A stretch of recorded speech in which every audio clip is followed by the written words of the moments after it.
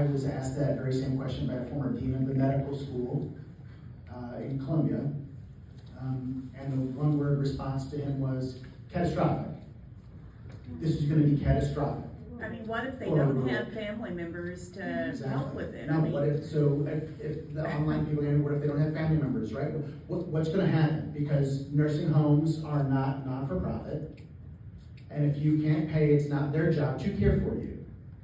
What else do nursing homes do? I worked in case management for a year. When you have surgery and you're no longer, let's say you have a hip surgery, knee surgery, or even cardiac rehab or cardiac heart surgery, you're no longer sick enough to be in the hospital that you can't go home yet. You go to a skilled nursing facility, and insurance can pay for that.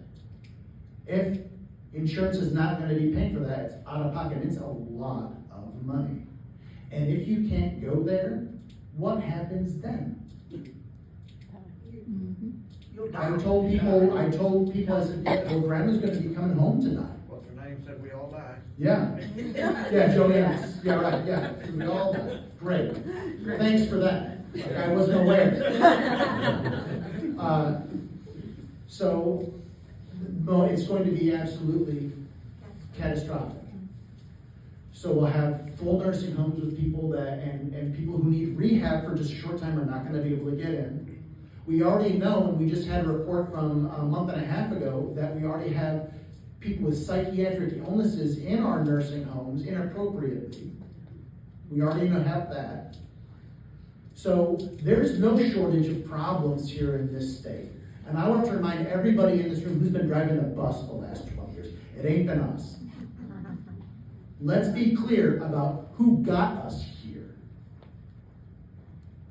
And when you hear, well, Congress does this, the legislature does this, I want you to qualify those statements. Because one Congress expanded access to health care.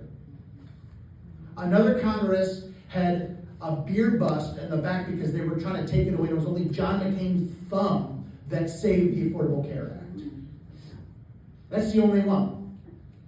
So it's not both sides on this.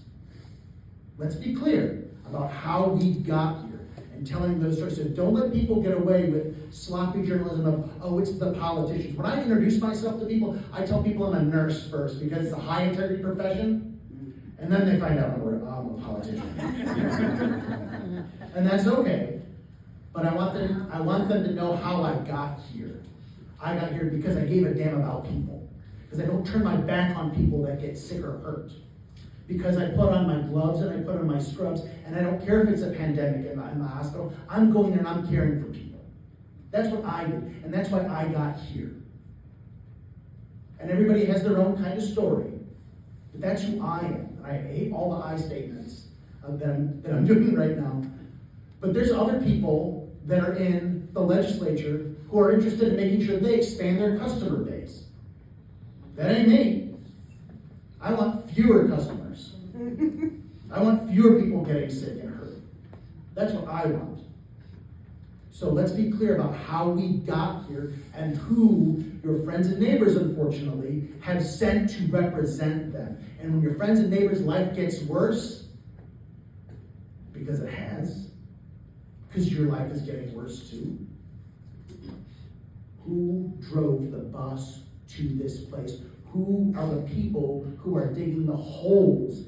It ain't just politicians, it's a certain brand of politician that's doing this. People that don't return the phone calls. People that don't care that you keep calling. People that don't care if your baby has cancer or not. Because they have different people to whom they are responsive. And it ain't the people in this room, unfortunately. The thing I really have to add on to that is I just want to remind you all who have been driving the bus very enthusiastically for the past 14 years, and that is former House and State Senator Bob Onder, who has been in his role disenfranchising voters, returning our votes, and making health outcomes worse for all of us. He did that his entire time in the House and the Senate. And he is doing that currently as a representative out in Washington, D.C. On the day that our legislature overturned Amendment 3 in Prop A. Bob Onder sent out an email that very day. He sent out an email announcing a town hall. He gave us about 30 minutes notice. It was gonna be virtual anyway.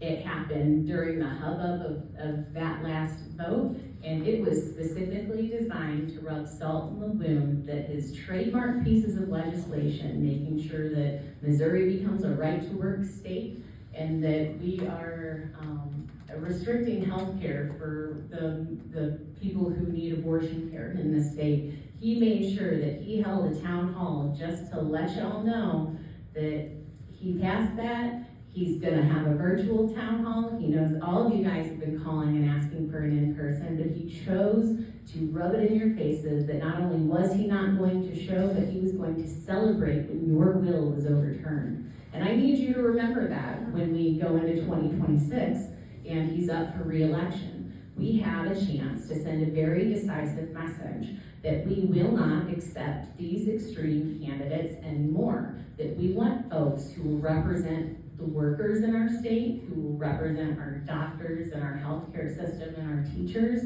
and that Bob Onder Bob just has to go.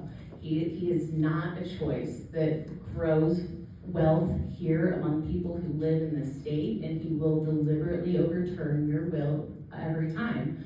And his beliefs aren't that traditional Republican fiscal conservative. It really is very self-serving in the fact that it is to enrich himself, enrich his donors, and then make sure that he's bailing out those corporations that he worked so hard for. Because I tell you what, it was not hard to answer a call from Crystal.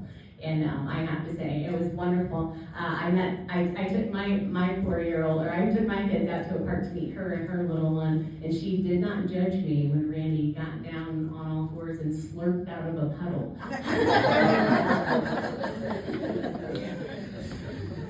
And you know what? If you are elected by the will of the people, it should be a pleasure to talk to your constituents.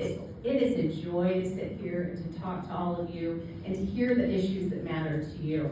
Every time I go to a different pocket of the district, I hear slightly different concerns, and those types of conversations enrich our social fabric, being civically engaged, even disagreeing respectfully. It brings us together as a people. And so far, we have been stuck in this vacuum and echo chamber, and it's been exploited intentionally to pit all of us against each other. So instead of worrying about whether, instead of coming together and solving issues that matter the most in our communities, we're busy fighting each other for the scraps that the corporations are going to throw down at us. We can solve meaningful problems here in this state. We have outdated water infrastructure. We've got some busted roads. 80% of Missouri kids test positive for lead, and a lot of that is because of our failing and aging water infrastructure. Now, these are not super partisan issues. They're just problems, right? I'm an environmental chemist. I'm always thinking about, solutions, right? It's a feature of us. They just keep us in a lab and tell us to figure out math problems. But it's about coming together and solving solutions that bring more of us together. What is the common good? And is there something we may agree on? We may disagree on 40 different things, but what is that one thing that we can come together and make some progress in? And I still believe in the better angels of our nature. As I talk to more people, I am more and more encouraged by that. And so that's kind of my takeaway for all of you. Make sure that you're engaging with your neighbors. Make sure you let them know that you saw a young mom who was really passionate about her daughter's cancer funding getting cut and losing her access to health care, about the kids who will lose out on education, and what Medicaid cuts will mean to our first responders, and also our nurses and our doctors who serve our communities. These are concrete issues that we can all see the impact of here in our community, and it's up to us to uplift and empower all of our voices. Sorry.